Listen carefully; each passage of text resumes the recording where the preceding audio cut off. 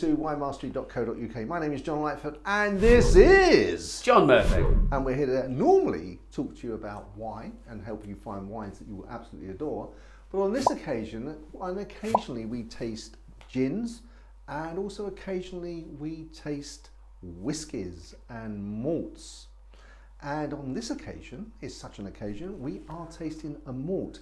Now this is called now you're going to have to help me here, John, because I'm going to call it a Glenfarclas. It's very, very close. Glenfarclas. That sounds almost like Christmas, Santa Claus. Glenfarclas. Glenfarclas. Glenfarclas. Watching.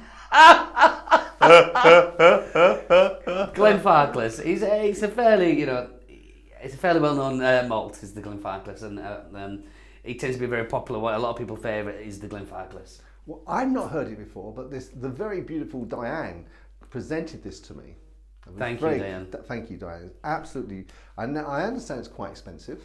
It's definitely not cheap. Not a 25-year-old. Is it not? No. Well, you're really paying for the aging. That's one of the biggest costs, because if somebody's had that in a barrel for 25 years, that's their money stuck there for 25. They want a return on that. And you've also got to look at, I mean, we're just touching on it here, but you've got what they call the angel share, where it evaporates. It comes through the woods. It's because it's porous, isn't it? So it comes through. So they may have laid a full barrel down, and 25 years later, when they come to it, it might be a third of the barrel is left. So exactly.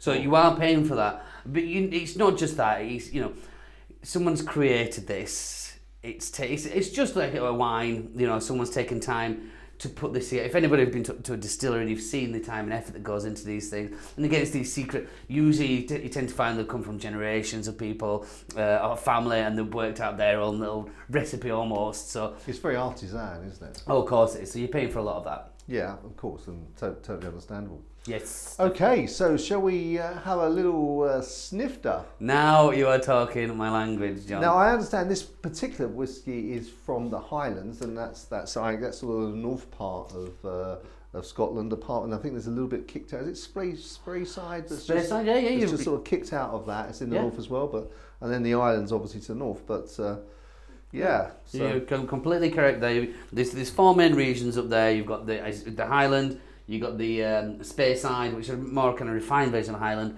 You then got the Islay, which say that they're the smoky peaty ones. Not always, didn't always have to be like that, but 90% are smoky peaty. And then you got the Lowlands, which tend to be really, really smooth. So we've got a Highland here, and I'm smiling because I'm really excited to try. I could really wind up our Scottish friends. Go on. Because the Lowlands is closer to England, so of course it's going to be smooth. Someone's going to get hate mail. But no, Diane, very generous of you. Thank you very much. Thank you. I'm going to really enjoy this.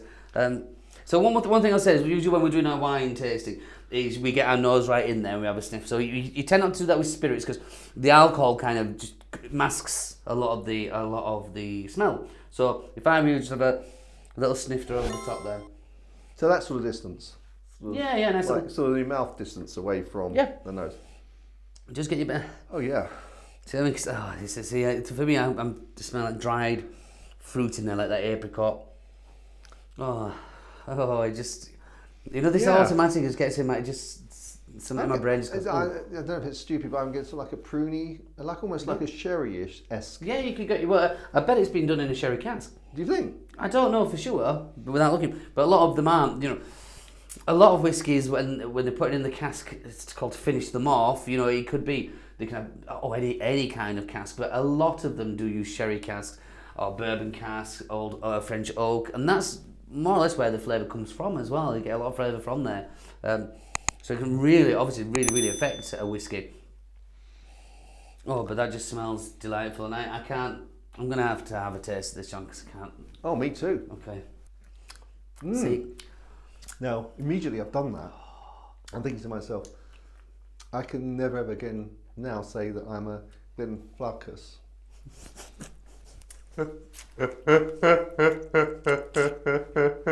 No, I'm drinking, John. What did you just say? No, I can never again say I'm a Glenfarclas virgin.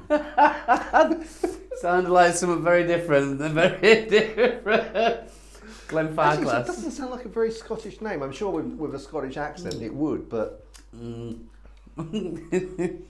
Okay, we'll stick with that. But on the flavour, like, I was thinking that immediately, like I got that apricot and almost a banana flavour comes through, but then it's leaning towards a vanilla and cream, had that style.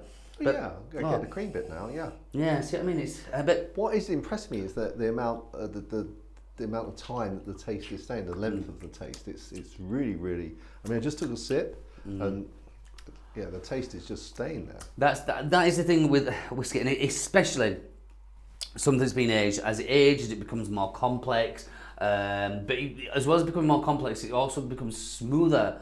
Or I find that in the majority of the time, it becomes smoother, so it's a lot easier to drink. Instead of having what I call an alcohol burn with some whiskies, it's a warming feeling, more so than just that. Because we've had those whiskies, I definitely have, where they just kind of burn too much. But that, spot on. Again, that's come with the age, but it's got this beautiful kind of way of just nibbling at your gums, just without hurting. You just know it's there, and then the flavour. As you said, the length, I'm tasting it now, and carry on. But this is when, a whiskey like this will command that respect, because you do not need a lot of that. One glass would definitely do you for the evening. And you don't be wasting it either. Have one decent glass, and then if you fancy another one, get to your whiskey cupboard and see what else is in there, because you don't want to, because after a while your taste buds are going to get numb and you're just going to waste that. But that is...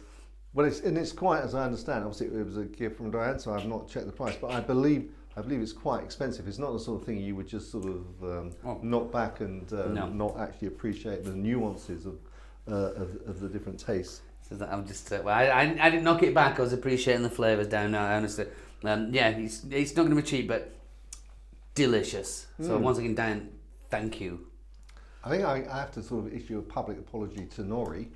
One of our he always tweets our whenever we publish a YouTube video. Nori in Scotland always, and he's an OBE, he's very posh. Oh, I see now. Yeah, so he always tweets it, and there's me sort of saying about, so please forgive me, Nori.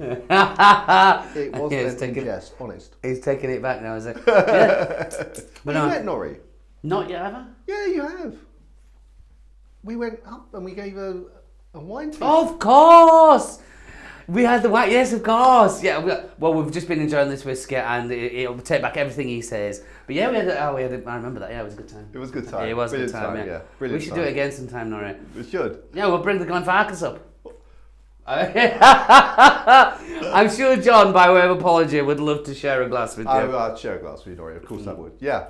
Fantastic. Well, I mean, if you like this particular episode, if you'd like us to look at more whiskies, more malts, please drop your comments below or drop us an email, and we will certainly add that to the channel.